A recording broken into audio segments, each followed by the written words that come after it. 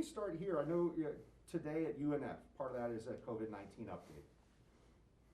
American Academy of Pediatrics sent a letter, I guess 11 pages, recommending, hey, Governor, don't let schools start unless each county and their school district has a 5% positivity rate or less. What do you think about that? Is that a solution, or is that something that you would follow that recommendation from them? So here's the thing, we've learned a lot during this process with these positivity rates, and I used to be a big believer in talking about that. But I think as we've seen, not all labs even submit the negatives. We get data dumps, and so I wouldn't want a kid's education to be tied towards whether a lab isn't doing all the negatives. So, the indicators that I tend to look at is the emergency department visits for COVID-like illnesses. Those peaked in Florida around July 7th and kind of plateaued there and has really been going down nicely since then. And when you see that go down, then guess what follows? Hospitalizations have followed. Our hospitalizations, are down significantly over the past 2 weeks, which is a great trend. Obviously want that to continue. But here's what I think. I think if you look at other countries that have done this, the school has not been someplace that's been a big vector of transmission. Sweden, for example, they never closed the schools, at least the primary schools. Norway did. They recently put out a joint statement saying, Norway basically saying we shouldn't have closed the schools. Like the kids aren't big transmitters. The adults, although obviously there's always a risk anytime you're around people, but there's other industries we're much more likely to see that. So I think it can be done safely. I do think the numbers, though, are trending in a good direction. And so I think it would be foolish to say, well, we're at 8%. I mean, I think Duval was probably 6 to 8% today. I think it would be foolish to say, well, we're only 8% now, so therefore we can't. We want to keep making the progress, which I think we are, and I think we're going to continue to see that. But you also have to ask the question, what are the risks if you don't give parents an option for in-person schooling? I'm a big believer in choice. If you as a parent do not feel comfortable with your kid in person, I think you have every right to opt for distance learning. But there's a lot of parents that believe it's essential for the kids to get back into the classroom. And so we want to be able to provide choices. I think the vast majority of school districts are providing those choices. I think they're doing it in ways that are very thoughtful. And I think if you give parents the options, let them make intelligent decisions, then I think we'll be in really good shape. But we've had, from mid-March to the end of the school year, we were distance learning. And we've done a good job in Florida on that, but everyone will tell you it's not the same. And particularly with some of our students that have special needs. We were in Clearwater, Florida a week or two ago, and the teachers there were saying, we need to get them back. We need to be here. So I think the parental choice way is the best route to go, but I absolutely want every parent who needs that in-person schooling to have the option to do so. So, Governor, as you've talked over the months on, hey, we've got to find a way to restart the economy, we've got to get back to things. Tourism is so important in the state of Florida, obviously.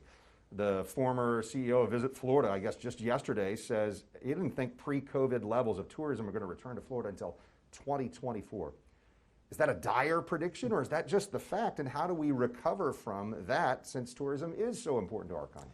Well, look, I think we've learned on this is like some of these predictions, like everybody, look, we don't really know how these things shakes out. But I will tell you, we made the decision in Florida, once we got to the end of April, to say, okay, the virus isn't going away, but we can't just hide in a bunker indefinitely. We've got to get people back to work. We've got to be thoughtful about it. Obviously, we want people following the protocols on protecting elderly, sanitation, social distance, mask, all that stuff. It's important. But we got to keep going. And so throughout this whole time, Universal has been open since the beginning of June, SeaWorld, Disney started shortly thereafter. Obviously, they're taking precautions. People are going. Different parts of the state have had people going, the Panhandle, other things. Now, obviously, you go to like Miami, Southern Florida, it's a little different because their restrictions have been a little bit different. But I think we have had people come. I think you're going to continue to see more and more of that, as people understand that the situation, as they see the situation improving in the state of Florida. But when you think about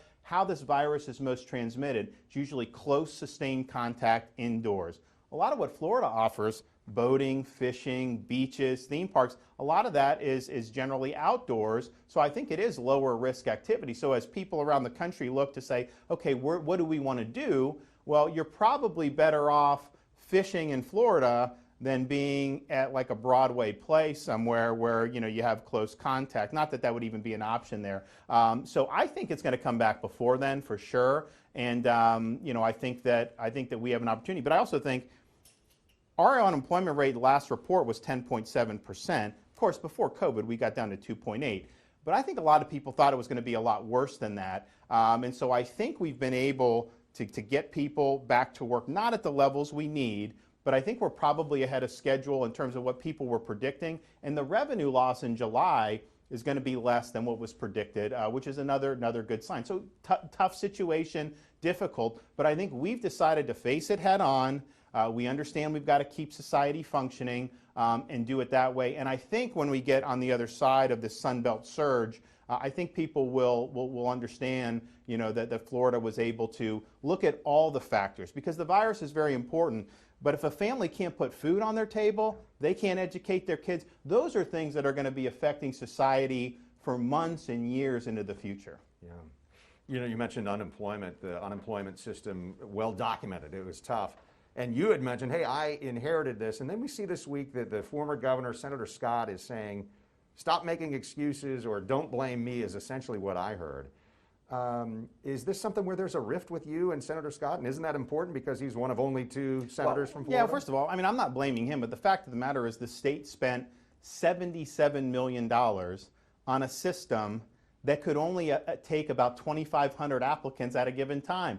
Well, guess what? By the time we got to the end of March, we were having 100,000 or more people on the system. It totally crashed the system. We had to bring in engineers to get it going. It took some time. It was a very difficult time, I know, for a lot of Floridians. We're now at the point where we've paid out $12, $13 billion, 1.8 million individuals have gotten. And so you deal with those problems. But I just think looking back, and we have an IG that's investigating, how was it that the state would have spent so much money for such poor results? A lot of the unemployment systems throughout the country go back to like the 70s. Well, those are going to end up having. This was not really an old system, and I think that's the frustration.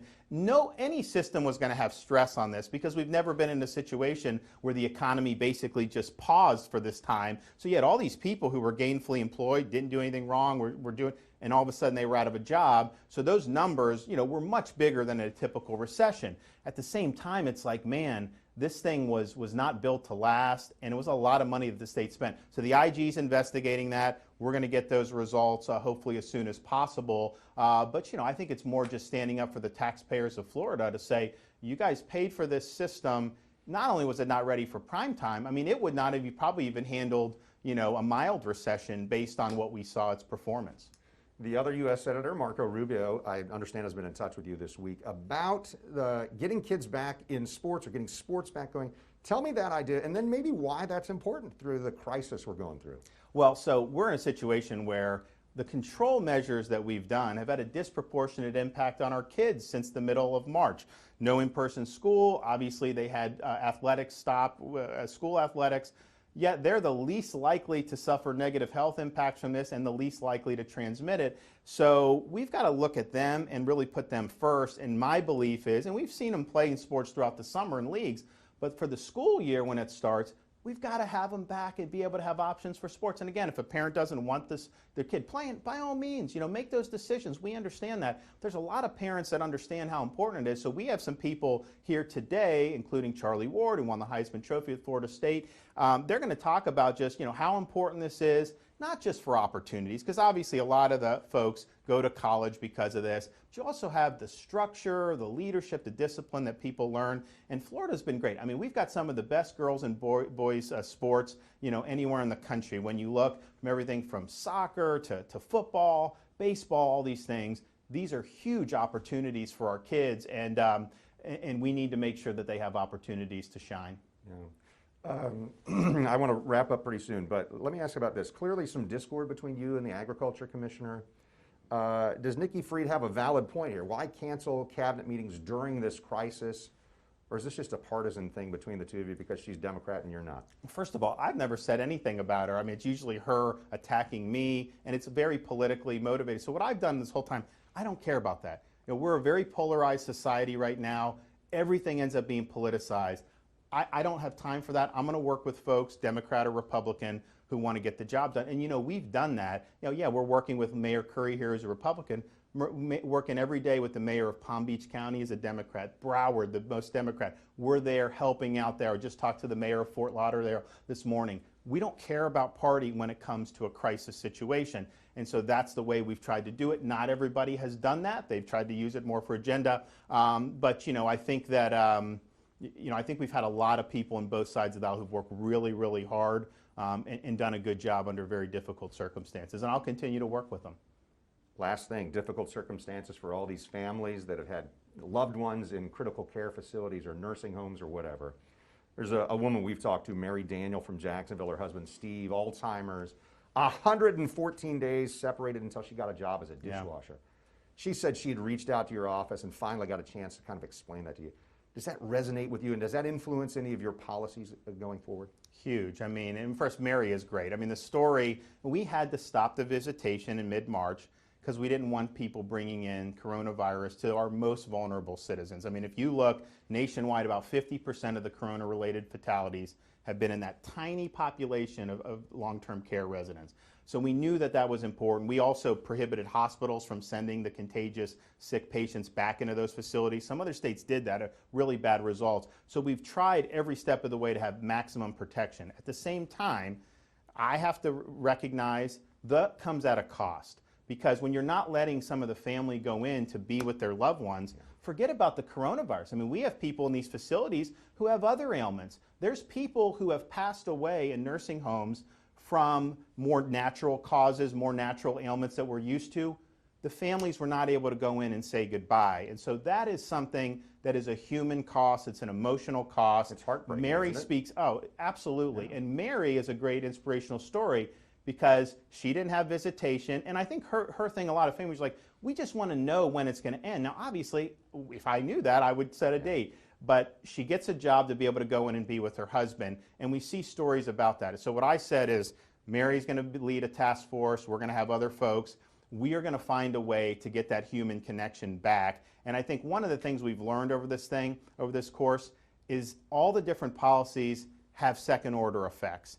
And this has been, I think, one of the most heartbreaking because, and it's not just the nursing homes. I mean, most of the hospitals have not allowed visitors. You know, you have people there in their dying days that they can't say goodbye. They can't hold the hand. They can't have someone hug or kiss them.